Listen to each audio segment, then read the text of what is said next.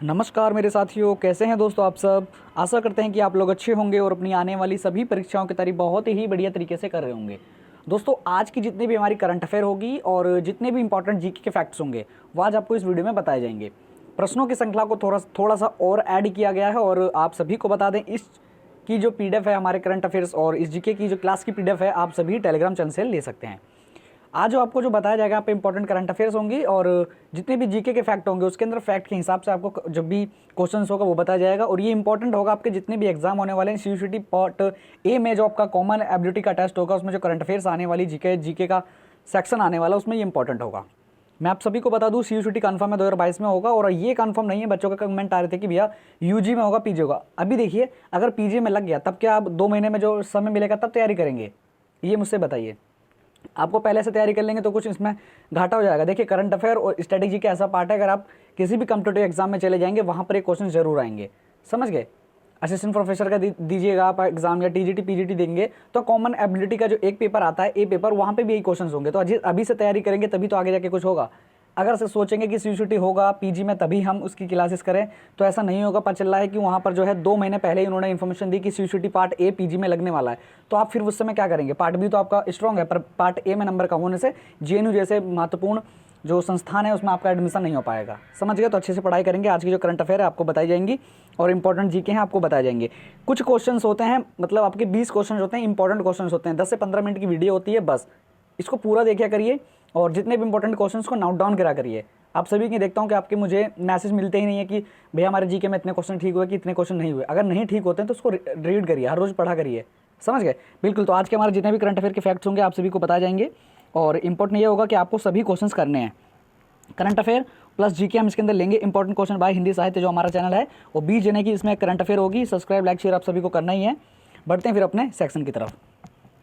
Current affair आपकी सबसे पहले होगी इसके अंदर और उसके बाद आपकी जो है जीके के फैक्ट्स होंगे। तो इंपॉर्टेंट करंट अफेयर्स का आपका पहला क्वेश्चन है, हाल ही में सर्वश्रेष्ठ फीफा पुरुष खिलाड़ी का खिताब किसने जीता है। फीफा में जो पुरुष खिलाड़ी हुए थे उसमें पुरुष खिलाड़ी का खिताब किसने जीता है आपको ये बताना है। देखिए तो पुरुष खिलाड़ी का जो खिताब है आपको बताना है इसमें किसने जीता है और ये इंपॉर्टेंट होगा आप सभी के लिए। तो बताइए यहाँ पे इसका सही विकल्प क्या होने वाला है। तो बिल्कुल मैं आप सभी को बता दूँ यहाँ पे जो हमारा सही होगा रॉबर्ट लेवेंडोस्की इसका सही विकल्प है और आप सभी को याद रखना है क्योंकि ये एक इंपॉर्टेंट क्वेश्चन है और आप सभी के एग्जाम में आ भी सकता है। क्वेश्चन नंबर दूसरा आप सभी की स्क्रीन पर यहाँ पे आपसे पूछा है कि हाल ही में किस प्रतिष्ठित जैनिस पुरस्कार से सम्मानित किया गया है। किसे जैनिस पुरस्कार से सम्मानित किया गया है। तो बताइए इसके अंदर इसका सही विकल्प क्या होगा। तो मैं आप सभी को बता दूं इसमें जो हमारा सही विकल्प जाएगा ऑप्शन नंबर सी पे जाएगा। बिल्कुल ऑप्शन नंबर सी हो जाएगा। और देखिए मैं आप सभी को बता दूं, आप कहेंगे कि अल्बर्ट बोर्ला ये आखिर हैं कौन। देखिए आप सभी ने सुना होगा फाइजर वैक्सीन के बारे में आपने सुना होगा। तो फाइजर वैक्सीन जो इंक है उसके ये अध्यक्ष हैं और आप सभी को मैं बता दूं आप सभी ने देखा होगा ये जो जेनेसिस पुरस्कार इस बार मिला है ना ये इसलिए मिला है आप सभी ने कोविड वैक्सीन लगाई होगी। तो कोविड वैक्सीन जो है जो वैक्सीन थी इन्होंने विकास किया था, इस पे इन्होंने काम किया था। तो इसके विकास के लिए इन पे काम के लिए ही इन्हें जेनेसिस पुरस्कार से सम्मानित किया गया है जो कि अल्बर्ट बोर्ला इसका जो यहाँ पर करेक्ट आंसर हो जाएगा ऑप्शन नंबर सी बिल्कुल सही विकल्प होने वाला है। इंपॉर्टेंट करंट अफेयर्स में आपका तीसरा क्वेश्चन है, हाल ही में अगले थल सेना प्रमुख कौन बनने वाले हैं, उप प्रमुख कौन बनने वाले हैं। बताइए ए ऑप्शन आएगा मनोज पांडे, बी सीपी मोहंती या सी के शिवशेखरन या डी इनमें से कोई नहीं। तो बताइए इसमें सही विकल्प क्या होने वाला है। तो मैं आप सभी को बता दूं यहाँ पे जो हमारा सही विकल्प जाएगा ऑप्शन नंबर ए पे जाएगा। ऑप्शन नंबर ए इसका सही विकल्प हो जाएगा मनोज पांडे जी। अब मैं बताऊंगा आपको कि इससे पहले उप प्रमुख इस समय कौन है, करंट प्रेजेंट में इस समय कौन है, करंट अपना पूरा प्रेजेंट में। तो सीपी मोहंती यहाँ पे इस समय प्रेजेंट में है और 31 जनवरी को इनका कार्यकाल जो है खत्म हो जाएगा। आप सभी को है ना 31 जनवरी को इनका कार्यकाल खत्म हो जाएगा। क्वेश्चन आ सकते कि जो थल सेना के जो प्रमुख बने हैं मनोज पांडे इनसे पहले कौन थे। तो सीपी मोहंती आपको याद रखना है, इसका सही विकल्प होने वाला है option number A. Next question है आपका, हाल ही में एयर इंडिया के नए सीएमडी कौन बने हैं। प्रमोद मिश्रा, विक्रम देवदत्त या राजीव बंसल या इनमें से कोई नहीं। तो यहाँ पर आपका जो सही विकल्प जाएगा, अब बताइए इसके अंदर सही विकल्प क्या होगा। एयर इंडिया के नए सीएमडी कौन बने हैं, यहाँ पे ऑप्शन नंबर हमारा बी होने वाला है करेक्ट आंसर। एयर इंडिया के जो नए सीएमडी बने हैं वो विक्रम देवदत्त बने हैं। आप सभी को मैं बता दूं इसका जो है ऑप्शन नंबर बी एकदम सही विकल्प होने वाला है। नेक्स्ट क्वेश्चन है आपका पांचवा क्वेश्चन है, हाल ही में श्रम मंत्रालय के अपर सचिव कौन बने हैं। A option Atul Dinkar, B Shashank Goyal या सी विवेक गोयल या इनमें से कोई नहीं। तो इसका सही विकल्प जाएगा हमारा ऑप्शन नंबर बी पे जाएगा। और ये शशांक गोयल जी जो हैं 1990 बैच के एक आईएएस ऑफिसर हैं, समझ गए। 1990 बैच के ये आईएएस ऑफिसर हैं और इस समय जो है इनको श्रम मंत्रालय का अपर सचिव बनाया जा रहा है। कौन है, मतलब कौन बने हैं इस समय शशांक गोयल जी बने हैं, 1990 बैच के आईएएस ऑफिसर हैं। क्वेश्चन नंबर 6 आप सभी की स्क्रीन पे, और यहाँ पे आपसे पूछा गया कि हाल ही में किसने यूरोपीय संघ की संसद की अध्यक्षता संभाली। संसद की अध्यक्षता किसने संभाली? यूरोपीय संघ की जो सदस्य संसद की अध्यक्षता संभाली है, किसने संभाली? ऑप्शन नंबर आपको दिया हुआ है इसके अंदर। और यहाँ पे जो हमारा करेक्ट आंसर चला जाएगा, आप सभी बताएंगे इसका सही विकल्प क्या होगा। तो बिल्कुल मैं आप सभी को बता दूँ, यहाँ पे जो हमारा ऑप्शन लगा हुआ है रॉबर्ट मेट्सोला, इसके अंदर सही विकल्प है। और ये एक वुमेन है, आप सभी इसमें नाम थोड़ा सा कन्फ्यूजन हो जाती है कि आखिर ये मैन है या वुमेन है, तो वुमेन है ये रॉबर्ट मेट्सोला। और आपको बता दूं यूरोपीय संघ की जो स्थापना वर्ष है 1952 की है। और यूरोपीय संघ का जो हमारा हेडक्वार्टर है मैं फ्रांस में एक स्ट्रॉसबर्ग करके एक जगह पड़ती है, वहाँ पे इसका जो है हेडक्वार्टर है, समझ गए, यूरोपीय संघ का। इसमें इंपॉर्टेंट फैक्ट था। बढ़ते हैं फिर नेक्स्ट क्वेश्चन की तरफ। तो मेरे साथियों यहाँ से आपके जो है जीके जीएस के इंपॉर्टेंट फैक्ट्स के क्वेश्चन शुरू होते हैं और स्टैटिक जीके के अंदर दिया गया है। तो देखिए इसमें जो पहला प्रश्न है हमारा, निम्नलिखित में से द्वितीय बौद्ध संगीति का अध्यक्षता किसने की थी, बताइए। इसमें जो हमारा सही विकल्प हो जाएगा ऑप्शन नंबर डी हो जाएगा। मैं आपको बता दूं सर्वकामनी इसके अंदर सही विकल्प होने वाला है। और आप सभी को बता दूं, देखिए जो जितनी भी बौद्ध संगति हुई हैं अभी तक 4 बौद्ध संगति हो चुकी हैं। तो 4 बौद्ध संगति हुई हैं और इसके बारे में आपको मैं बता देता हूँ। देखिए कब कब हुई हैं चारों बौद्ध संगतियाँ और इसके अध्यक्ष कौन रहे हैं और किसके समय में हुई हैं। तो देखो सबसे पहले जो हमारी बौद्ध संगति हुई थी वो राजगृह में हुई थी जो, और आपको बता दी जाए ये जो हुई थी 483 ईसा पूर्व में हुई थी और महाकश्यप इसके अंदर अध्यक्षता करी थी। और किसके शासनकाल में हुई थी, तो अजातशत्रु के शासनकाल में हुई थी, जो कि हर्षकंस वंश का जो शासन जो रहा है। देखिए और दूसरा मैं आपको बताऊं, जैसे दूसरा जो है ये 4 ही इंपॉर्टेंट है, राजगृह, वैशाली, पाटलिपुत्र और कुंडलवन, इन चारों में हुई थी बौद्ध संगतियाँ। और राजगृह का आपको बता दें 483 में हुई थी, वैशाली की 383 में हुई थी, पाटलिपुत्र की 251 ईसा पूर्व में और कुंडलवन की प्रथम शताब्दी में, समझ गए। और राजगृह की बात करें तो इनके जो कि मैंने आपको बताया महाकश्यप थे। और वैशाली के समय सप्तकर्णिका ये जो आपके अंदर दूसरी बौद्ध संगति हुई थी, इसमें दिया ना सर्वकामिनी, और इसको सर्वकामिनी भी कहीं कहीं दे दिया जाता है। और मैं आप सभी को बता दूँ इसमें जो इंपॉर्टेंट यही रहता है कि मतलब किस समय हुई है और कितनी बौद्ध संगतियाँ हुई हैं, समझ गए। तो ये इंपॉर्टेंट था आप सभी के लिए, इसलिए मैंने इसके अंदर जो भी इंपॉर्टेंट फैक्ट था वो आपको मैंने बता दिया। तो दूसरा क्वेश्चन देखते हैं फिर। क्वेश्चन नंबर दूसरा आप सभी की स्क्रीन पर, यहाँ से आपको पूछा गया कि भारतीय प्रेस के मुक्तिदाता कौन है, कहा जाता है, किन्हें कहा जाता है, मुक्तिदाता किसे कहा जाता है। तो बताइए इसमें जो हमारा सही विकल्प होगा ऑप्शन नंबर ए होने वाला है, लॉर्ड चार्ल्स मैटकल। तो देखिए इसके अंदर जो इनका जो मैं बता दूं इनका जो समय है 1853 माना जाता है और उस समय ये प्रेस मुक्तिदाता के कहा जाता है किन्हें, लॉर्ड चार्ल्स मैटकल को, समझ गए। बिल्कुल ऑप्शन नंबर 2 इसका सही विकल्प हो जाएगा।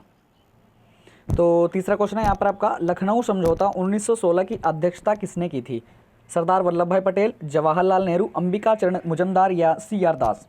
तो लखनऊ समझौती 2016 की अध्यक्षता जो करी थी ऑप्शन नंबर सी हो जाएगा, अंबिका चरण मुजमदार। इसके अंदर ऑप्शन नंबर सी इसका सही विकल्प होगा। आप सभी को याद था ना कि लखनऊ जो समझौता हुआ था 1916 में, उसकी अध्यक्षता पूछी जाती है कि कब हुई थी, तो अंबिका चरण मुजमदार इसका सही विकल्प होगा। बहुत इंपॉर्टेंट क्वेश्चन हैं और ये सभी के सभी किसी न किसी एग्जाम में पूछे गए क्वेश्चन है, इसलिए मैंने इन सभी को एक जीके जीएस के फैक्टर में लेके आया हूँ और स्टैटिक जीके जो भी पार्ट है इसमें सभी मैंने ऐड किया है। इंपॉर्टेंट क्वेश्चन होंगे, आप सभी को याद करना बहुत जरूरी है।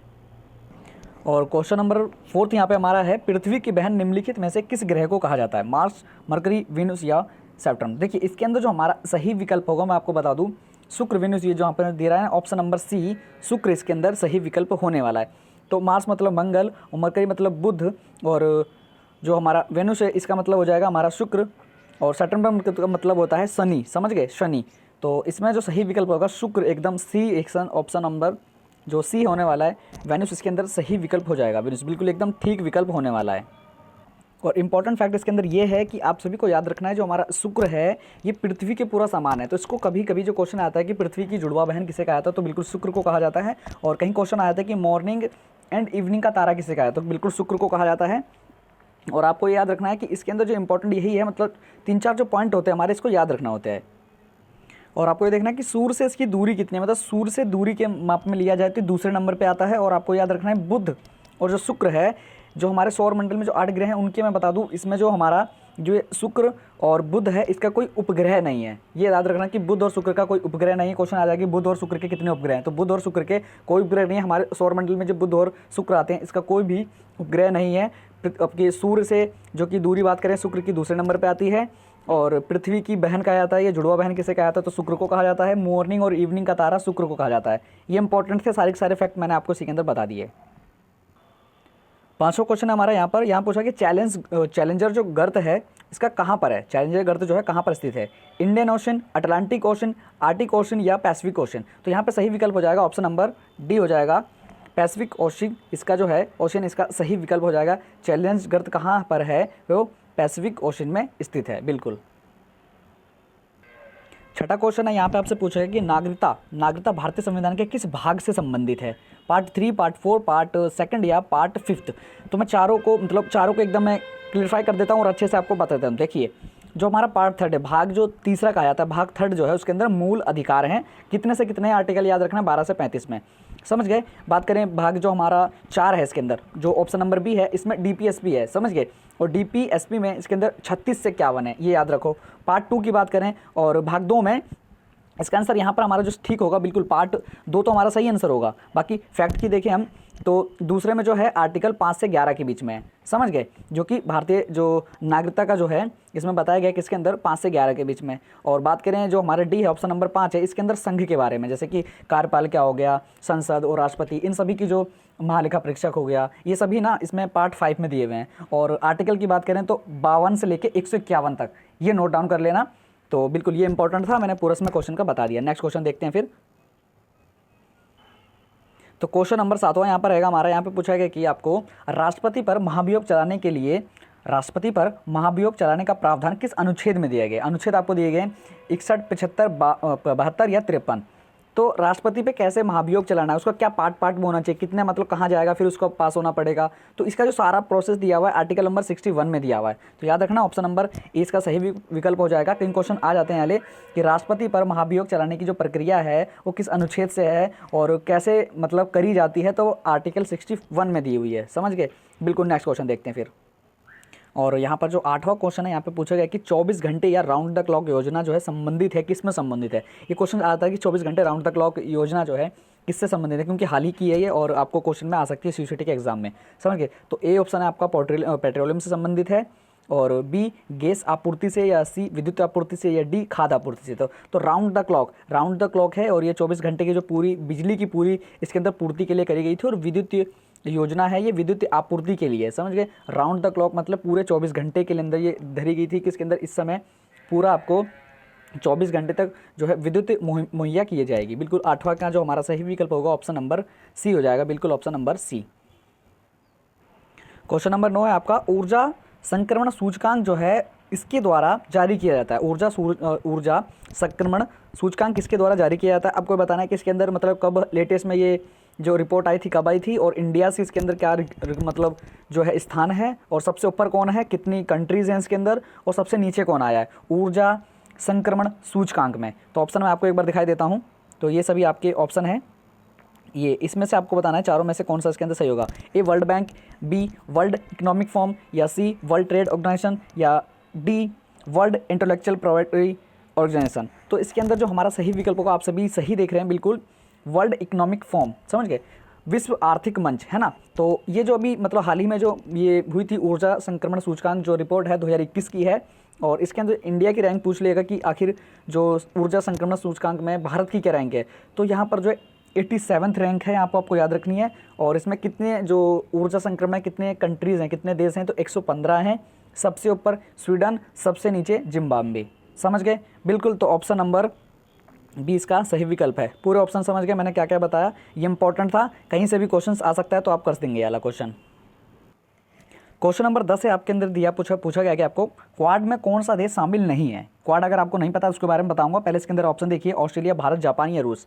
देखिए क्वाड आपको पहले बताता हूँ मैं, क्वाड है आखिर क्या। आप देख रहे हैं कि जो चीन में जो बहुत ज़्यादा मतलब यहाँ पर ये देखा जा रहा है कि बहुत ज़्यादा मतलब वो प्रभावशाली बन रहा है, समझ गए। मतलब कह सकते हैं कि जैसे अरुणाचल प्रदेश है, हमारे देश का अरुणाचल प्रदेश है, तो इसको ये अपने पार्ट बताता है। तिब्बत पे भी कब्जा कर लिया है, तो मतलब देख रहे हैं कि दबदबा बनाने की कोशिश कर रहा है। ये इनके जो मतलब बुरे काम हो रहे हैं चीन के, और कितने हमने एप्लीकेशन इनकी मतलब ख़त्म कर दिए हैं।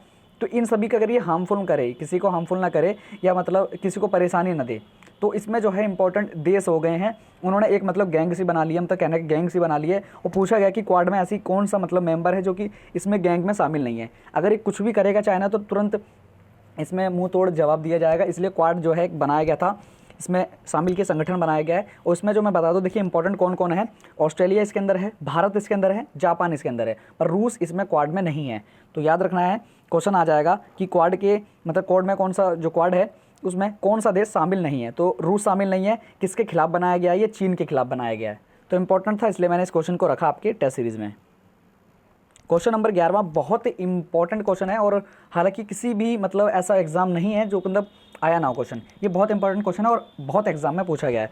तो भोपाल गैस त्रासदी में कौन सी रिसाव गैस थी, मतलब कौन सी गैस थी जो इसका रिसाव हुआ था। तो इसमें आप सभी जानते ही हैं, मिथाइल आइसोसाइनेट, इसके अंदर ऑप्शन नंबर ए ही हो जाएगा। और मैं आपसे पूछता हूँ, यहाँ पर जो है भोपाल गैस त्रासदी हुई थी, ये तो सबको पता है कि मिथाइल आइसोसाइनेट इसके अंदर जो है रिसाव हुई थी। आखिर कब हुआ था ये भोपाल गैस त्रासदी, कब हुई थी? 1984 में, याद रखना। क्वेश्चन नंबर 12 यहाँ पे पूछा गया, कीटों का अध्ययन निम्नलिखित में से किसके द्वारा किया जाता है। तो उसके अंदर जो हमारा ऑप्शन हो जाएगा, ऑप्शन नंबर ए ही हो जाएगा, बिल्कुल ऑप्शन नंबर ए हो जाएगा। और मैं आपको बता दूं, कीटों का जितना भी अध्ययन होता है इसके अंदर होता है, और इसमें जो इंपॉर्टेंट है मतलब आपको ये रखना है कि जितने भी कीट पतंग हो गए इसमें जो इसका अध्ययन किया जाता है, तो बिल्कुल एथोलॉजी इसके अंदर बिल्कुल ए ऑप्शन ठीक होगा। क्वेश्चन है यहाँ पर 13वां है आपका, दिल्ली दरबार का आयोजन किस वर्ष किया गया? 1910, 1920, 1911 या 1921। तो दिल्ली दरबार का जो आयोजन हुआ था, ऑप्शन नंबर 3 1911 में हुआ था। याद रखना है कि जो हमारा दिल्ली दरबार है, दिल्ली दरबार का जो आयोजन हुआ था वर्ष 1911 में हुआ था, बिल्कुल।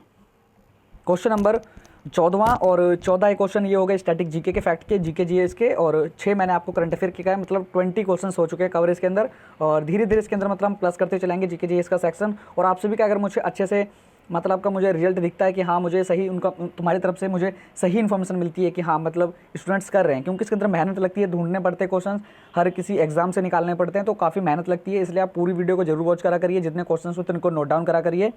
और मैं आपको ये भी बता दूं, अगर आप सभी मतलब एमए हिंदी की तैयारी कर रहे हैं तो 3 मॉक टेस्ट आ चुके हैं, और आज से है जो आपकी मास्टर क्लास शुरू होगी। आज रात 9 बजे सभी के सभी लाइव आ जाना। तो आदिकाल का चैप्टर आज से शुरू होगा, इंपॉर्टेंट क्वेश्चंस होंगे, आपको कराए जाएंगे, समझ गए। तो आपको बताना है 14वां क्वेश्चन, लास्ट क्वेश्चन है, आपातकालीन उपबंध किस राष्ट्र के संविधान से लिया गया है? जर्मनी, ऑस्ट्रेलिया या दक्षिण अफ्रीका या फ्रांस। तो इसका सही विकल्प बताइए आखिर क्या होगा। तो बिल्कुल यहाँ पे जो हमारा सही विकल्प होगा ऑप्शन नंबर ए हो जाएगा। जर्मनी से आपातकालीन उपबंध के जो लिए गए हैं राष्ट्र के अंदर, संविधान के अंदर, किस में लिए गए हैं? जर्मनी से लिए गए आपातकालीन उपबंध के, बिल्कुल ऑप्शन नंबर ए हो जाएगा, बिल्कुल यहाँ सही विकल्प।